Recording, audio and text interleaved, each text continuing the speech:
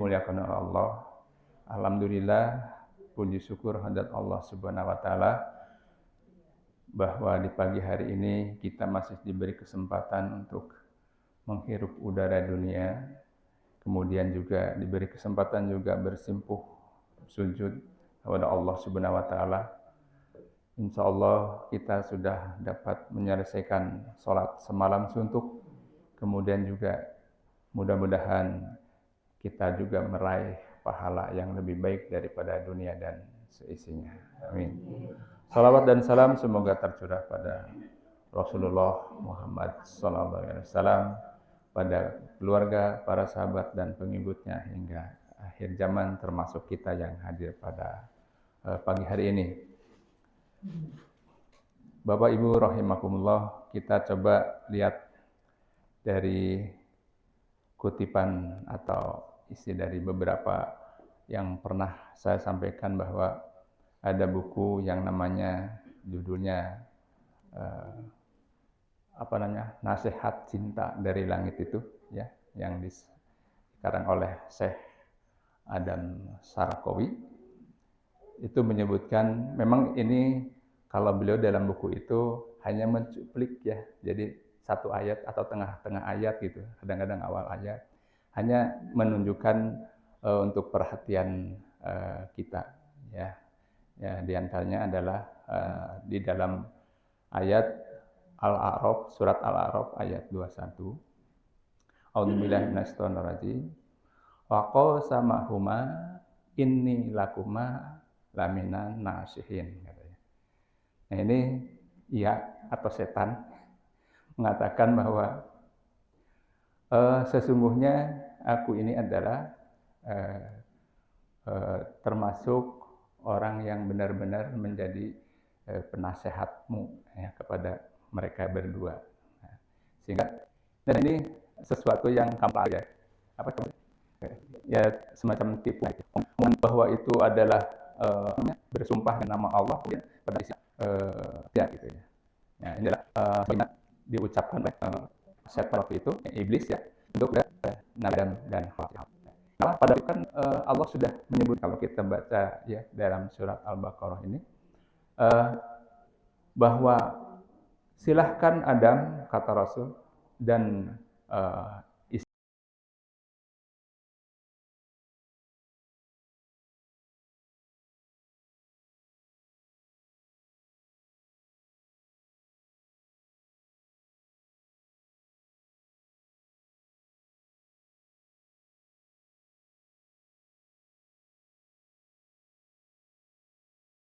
istrimu Hawa hidup di surga ini, makan apa saja yang kamu mau, ya, jadi bebas gitu, ya. Jadi Adam itu udah di surga tuh waktu itu, ya. Cuma jangan dekati pohon ini, gitu, ya. Dan kemudian pohon ini disebutnya pohon ini saja, tidak dijelasin, tapi ada juga nanti di dalam surat Toha ayat 120 yang disebut bahwa pohon itu adalah pohon khuldi. Nah, sebenarnya itu bagian dari semacam pohon maksiat gitu, ya. Nah, tapi setan menyatakan, memberi nasihat ceritanya kepada Nabi Adam. Ya Adam, kenapa Allah tidak boleh melarang kamu mendekati pohon itu? Karena pohon itu adalah pohon keabadian, katanya. Nah, itu kan udah lain, ya. Jadi memang itu sudah dilarang, pasti ada sesuatu yang tidak baik untuk dirinya, ya. Semacam aturan-aturan yang disampaikan kepada kita juga yang sekarang terima.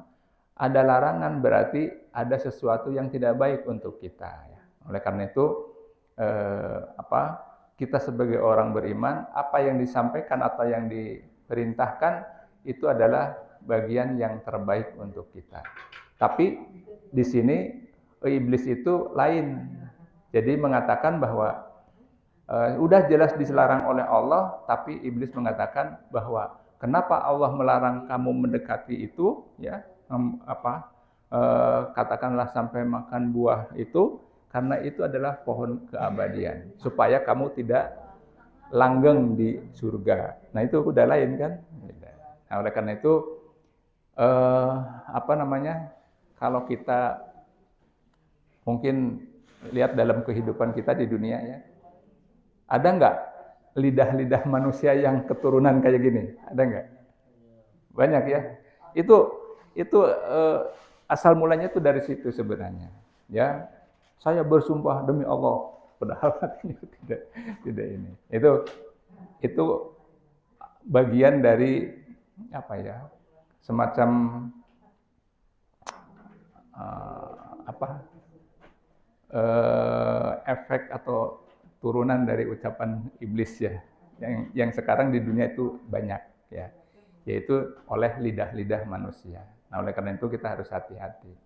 Dan apa namanya, banyak juga mungkin di dalam kehidupan dunia ini supaya dia dianggap bahwa dia benar gitu ya, makanya dia bersumpah demi Allah ini ya gitu.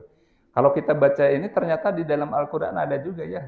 Kita ayat berapa tuh? Kita sudah belajar di dalam apa namanya? Terjemahan Al-Baqarah bahwa orang-orang munafik itu orang-orang Yahudi itu dulu mengatakan gini, dia merubah Taurat itu dengan tangannya sendiri ya.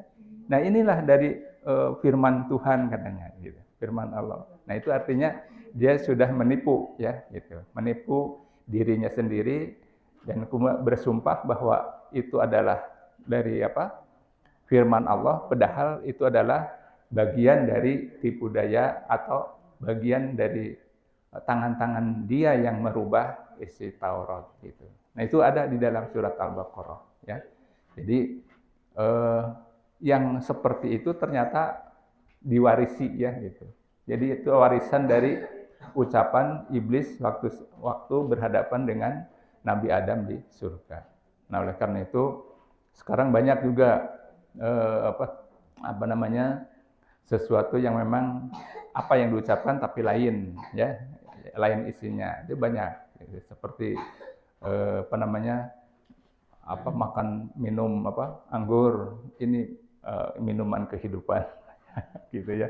Kemudian juga satu apa namanya, sekarang mungkin banyaknya membuka aurat itu adalah modis. Banyak juga kan di selewengan kayak gitu. Kemudian juga apa namanya, ada juga yang mengatakan sepertinya gitu ya, perzinahan itu ini dianggap bahwa itu adalah peradaban. Itu memang sudah lain ya. Jadi kalau bahasa ininya perjanya gitu ya, berlawanan gitu ya dengan sebenarnya. Oleh karena itu ini bagian kehidupan yang ada di dunia ini, kita harus waspada dan kita tidak boleh mengikutinya gitu ya. Jadi kalau memang sesuatu harus jujur, kalau dia salah atau dia itu bukan sesuatu yang datang dari Allah atau perintah, ya katakan bahwa itu adalah merupakan bagian dari larangan yang tidak boleh dikerjakan. Jangan sampai kebalik-balik, jangan dibalik gitu kan. Nah, oleh karena itu ini ada bagian kewaspadaan kita ya, bahwa sesungguhnya warisan iblis yang berupa setan godaan itu adalah sesuatu yang tidak baik. Boleh jadi ya dalam hati kita, baiklah dah sedikit gitu ya. Nah itu hal yang jadi nggak boleh.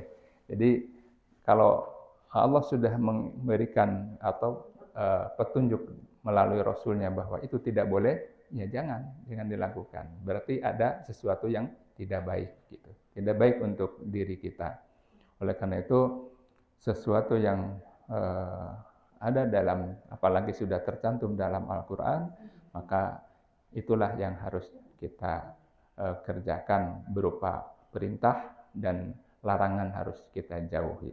Di kewaspadaan ini harus selalu ada dalam kehidupan kita, karena setan itu tidak pernah Kalau kita lihat di dalam surat Al-Hijr ya gitu, itu bersumpah.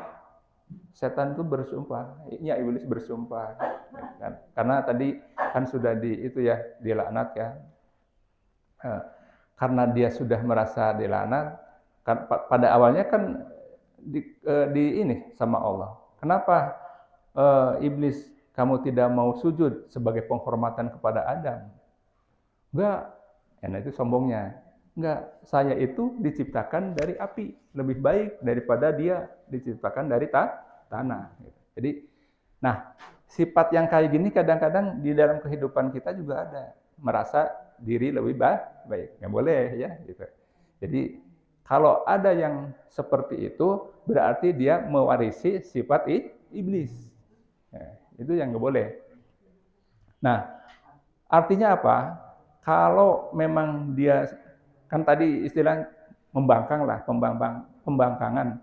Nah, oleh karena itu udah kamu termasuk orang-orang yang di itu di ini ya, dilaknat lah gitu. Tapi dia ada permintaan pada Allah, ya Allah, karena engkau sudah melaknatku sehingga kan ini kan sampai hari kiamat, maka aku minta pertama jangan dimatikan aku sampai hari kiamat. Kedua, aku akan mengajak semua anak cucu keturunan Adam untuk ikut dengan aku, ya, terkecuali mereka yang mukhlisin, ya, termasuk Pak Mukhlis ya, insyaallah. Mukhlisin, yang orang-orang berikhlas kepada Allah. Jadi Allah mengabulkan nggak permintaan ini? Dikabulkan.